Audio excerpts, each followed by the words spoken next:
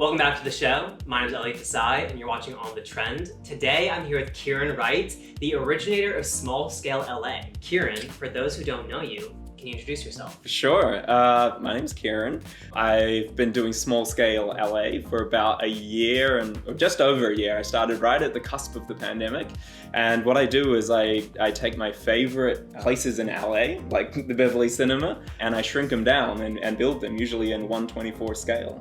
And it's just a way for me to show my love and appreciation of LA, as well as architecture, as well as the weird and quirky. It's your love letter to LA. Yes, yeah. This is you being an outsider coming in. Yeah, exactly. It was truly a way for me to feel like a local, I guess. As somebody that had just arrived here, what you knew of LA was Hollywood Boulevard and Venice Beach kind of thing. So I wanted to go deeper into it and find out more about the city. So when I had friends come and visit us from New Zealand or wherever, I felt like somebody who knew the place. I think LA is beautiful in its own right. Even there's a lot of concrete and there's a lot of dirt and grime and graffiti, but that's what makes it special. Sometimes you've got to look through the grime, or not even through the grime, you just got to appreciate the grime as part of it. It gives me a sense of belonging to go around and find these places. Usually it's probably a building from the 50s or 60s. I'm really drawn into programmatic architecture, so that's when a building represents the look of the building represents what it sells. So I've done the Taylor hot dog stand, which actually looks like a hot dog. So yeah, I love that kind of architecture. I love Googie architecture from the 1960s as well, which is raised there. That's Googie. I'm just really drawn to that style, and that's probably a similar theme that runs throughout all of the pieces, I'd say. Do you have the sketches? Yeah, you want me to get it? Accessible? Yeah, I can get my sketchbook. Oh, I'm so excited! This has been through it. Look at it. This is when I was oh, this little bit of cardboard would be good for something on the model. So Wait, what happened? Are you eating breakfast? Yeah. And you're whoa, the fork would be great for the side of the building. All the time. That's one of the most fun things is going to Lowe's or going to the 99-cent store and looking for random stuff that could serve a purpose as something else but in miniature. This is so, I'm a little bit jealous. This is right. This is the first one I ever did. Okay. So as you can see, yeah, everything is ruler. Yes. And shading, colored pencils. I add some colored pencils. Yes. That's as far as I go. Because he's an artist. He's an artist, everybody. I've got my Crayolas out. So yeah, I just figure out what each piece is going to be. So I can this would be a foam piece. I think this is the top roof here. Yeah. So I figure out what it's going to be. Whoa. That's really detailed. Thank you. Yeah. Here's the design. And here's the build. Yeah. That's pretty cool. Yeah. From conception to completion. Yeah, that's true. This is the coolest part. Yeah. So Kieran, why don't you show me all the little miniatures you have around your home? Sure. Well, I guess. And also, first address what you're wearing. This is what I wear to make my miniatures. Keeps all the paint and the glue and the Mod Podge and the plaster off me. So yeah, it's good. Before I got this, I went through a lot of t-shirts It's stylish. Thank you. This is Fugetsu Do, which is a sweet shop in Little Tokyo. They make little mochis. They've been doing it for over 100 years, which is crazy. So that's what they do full time. Yeah. It's wild, and it's been owned by the same family for 4 generations. It's pretty crazy. I made 2 of these. This is one that the family actually owns, and the other one was raffled to support Little Tokyo through the pandemic. This is the apple pans. I know that. Yeah, of course. Yeah. There you go. It's pretty iconic. They make incredible burgers. It's one of those fun places where you go in and they've just got counter seating in there, so you just have to hover around. But yeah, this is a fun piece for sure. And you said you also made this? We had this really boring bar set up here, and I was I can make this more fun, a little exciting place to come and escape reality and have a tiki drink. And it's inspired by Tiki Tea, which is another miniature I made. It's just very eclectic inside Tiki Tea. If you go in there, there's stuff hanging from the ceiling and fairy lights, and so I tried to kind of replicate that with the busyness of this. The studio! Also known as the corner of my bedroom. This is how we are looking at this point. So I've just finished sanding. Basically, it's a bit of a sculpting process that I use to make this UFO right here. Run a piece of foam through this to kind of get the size I want. It also cuts an angle, so this is going to become one of the jet engines of the UFO. So paints. Here's my rust container. So it's just steel wool and vinegar. So it actually, I think, Yeah, it still smells like vinegar. And that's your rust. That's my rust, yeah. And so I just paint that on. So this is you sitting here, Yeah. and you are frustrated, and you're serious, and you're concentrated, and you're inhaling fumes. I'm inhaling fumes down here. By the time I went to Fry's, they had fenced the whole place off, so I couldn't get close to it. Oh. So I've had to find as many reference materials online as I possibly could. Dodger This is Stadium. amazing.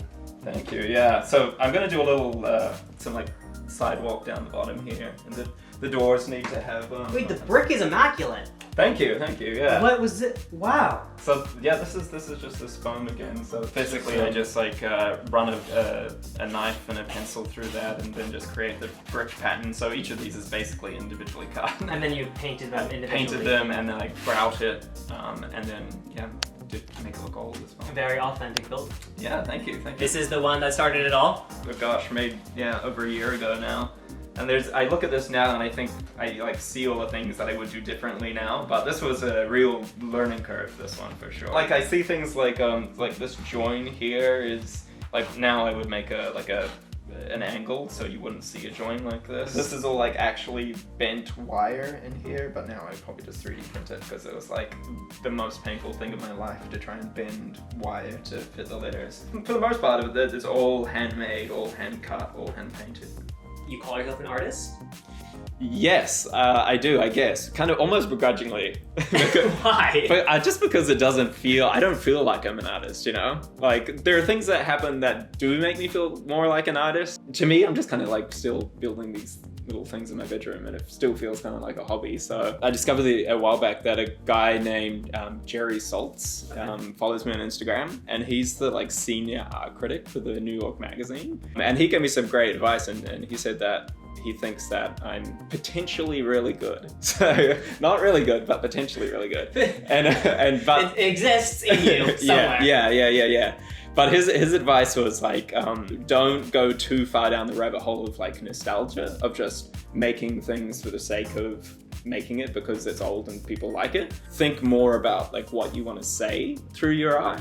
And that was something I'd never really thought of before. And something like that would genuinely, I think, make me feel more like an artist if there was a message in the piece. Mm-hmm. Something I need to like take a step back and think about like what I want to say in my art. So that's the next step for me to make me feel more like an artist. Yeah. You can put the sketchup to the side because I have a surprise for us. Oh, okay. This is exciting. Brought us Jello shots. Oh my gosh. Thank you. Have you done a Jello shot before? I have done a Jello shot before. Do you want to do one? Of course. Okay, yeah. yay! I was not expecting this, but here we are. So now here's the way I do it. I loosen it up with my pinky. Oh yeah, that's better than getting your tongue in there. Cheers. Cheers. Cheers. That's actually this is really good. Thank you. Yeah, it's really good. Usually, like, sometimes if you do too much alcohol, it's like, oh, but that was like perfect. Want another one?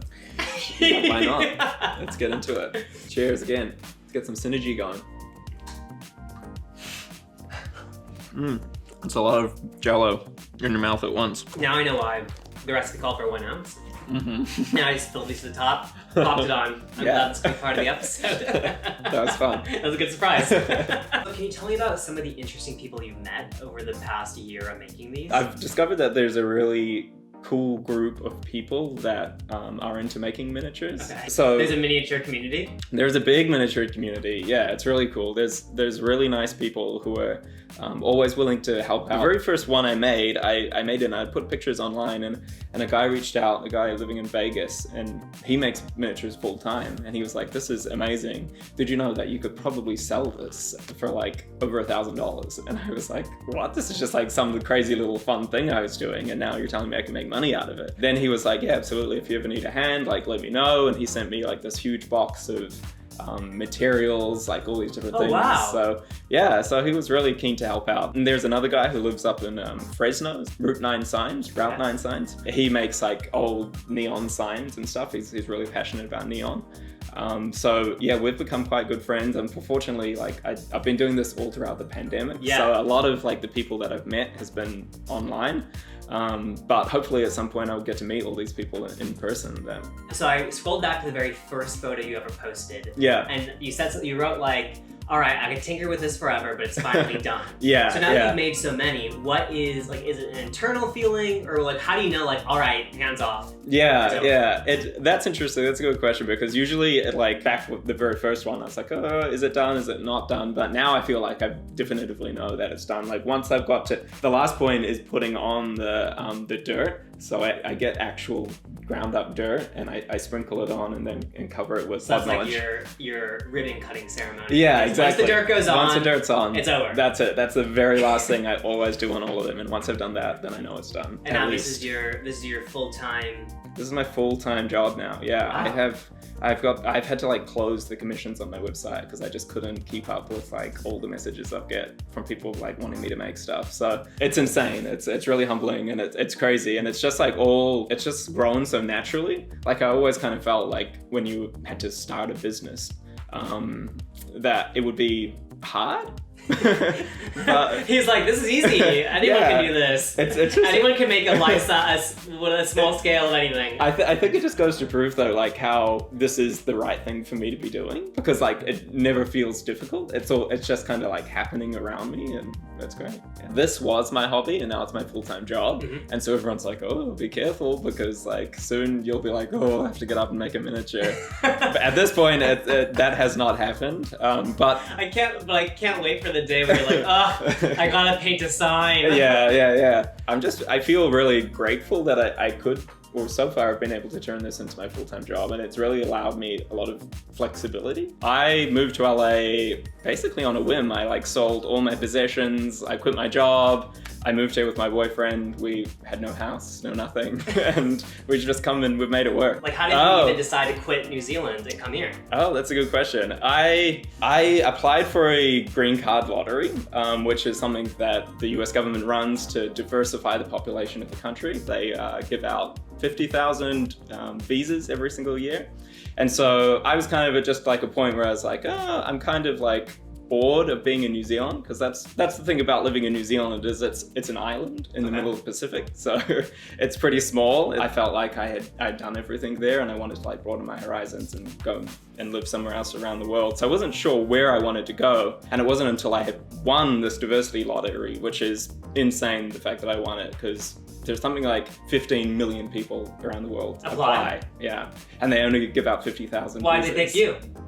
It's just luck of the draw. Oh, really? Yeah. It's literally luck of the draw. And so you go through the process and pay some money, and then they give you a green card. So it's like the easiest way to get into the US. So what's the dream? I think for now, like in the short term, I just really want to like continue doing my own stuff and like building up my name as an artist, I guess. Long term, I'd love to be an Imagineer. I'd love to work for the Disney model shop. Okay. So maybe that's on the horizon one day. Who knows? I'll keep my eyes open Bashful. for that. I'm really open to anything at this point, but I think in the interim, it's just like doing my own stuff and having my own art with a message, and then move into a more commercial setting, I think, eventually. I want to be an artist primarily, like creating stuff that I am like proud of and think like speaks to me and hopefully speaks to other people. More so than trying to make money from it. I mean, I really feel like I'm still learning. Like people are like, the fact that we're sitting here doing this right now is kind of like mind-blowing to me, because like I guess I'm very humble as a person. Like it doesn't feel like I'm doing something that's like impressive enough to have you here sitting in my living room. Like I can't do this. I still have a lot to learn, is all I want to say. And I certainly don't consider myself to be the best at what I'm doing, but yeah, I've got a long way to go, and I'm excited about like use different techniques that I can hone in on and like improve my skill. It's crazy to me that, what is it, like 13 months ago, I was sitting at my desk job, working for an airline, and now I'm here doing this. Like life can sometimes change so drastically and so quickly, and I'm just like going with the flow at this point and seeing where it takes me. This is Kieran Wright. We've enjoyed Jello shots. We've enjoyed talking about the variety of builds that he's made. He's a super talented, very creative artist who's capturing the essence of Los Angeles in every single build he makes. In the comments down below, we'd love to hear your feedback. Obviously, compliment Kieran all you'd like. Like this episode if you liked it, and subscribe to follow along for more episodes. On the Trend is a lifestyle talk show showcasing original people in arts and entertainment. I hope you enjoyed today's episode. Kieran's website will be linked in the description. Visit elliottdesai.com for more information. And what else do I have to say? Well, it's been a great afternoon. Bye. Bye.